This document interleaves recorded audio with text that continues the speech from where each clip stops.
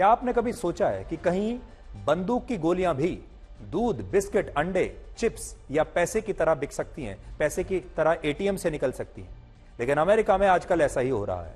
America में अब ऐसे एटीएम खुल गए हैं जिनसे लोग किसी भी समय बंदूक के कारतूस निकाल सकते हैं।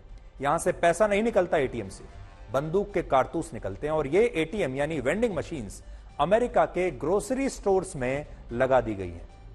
अमेरिका में 21 साल से ज्यादा का कोई भी व्यक्ति अब बंदूक की गोलियां खरीद सकता है और यह सुविधा वहां अब 24 घंटे उपलब्ध है और इसके लिए किसी लाइन में लगने की आवश्यकता नहीं है।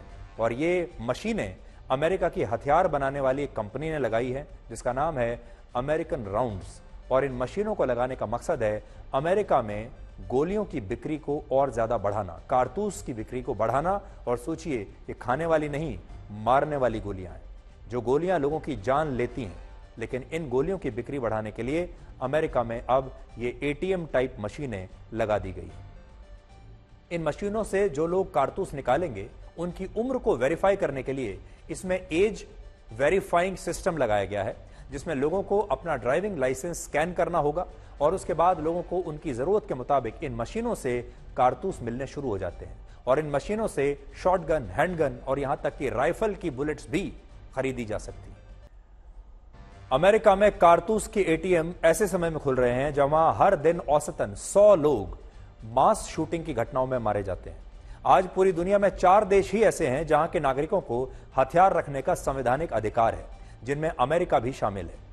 आज जिस तरह आप भारत में किसी खिलौने की दुकान पर जाकर अपने बच्चों के लिए खिलौने खरीद सकते हैं, किसी ग्रोसरी स्टोर पर जाकर आप अंडा खरीद सकते हैं, ब्रेड खरीद सकते हैं, मक्खन खरीद सकते हैं, उतनी ही आसानी से अमेरिका में दुकानों पर यह बंदूक मिल जाती है।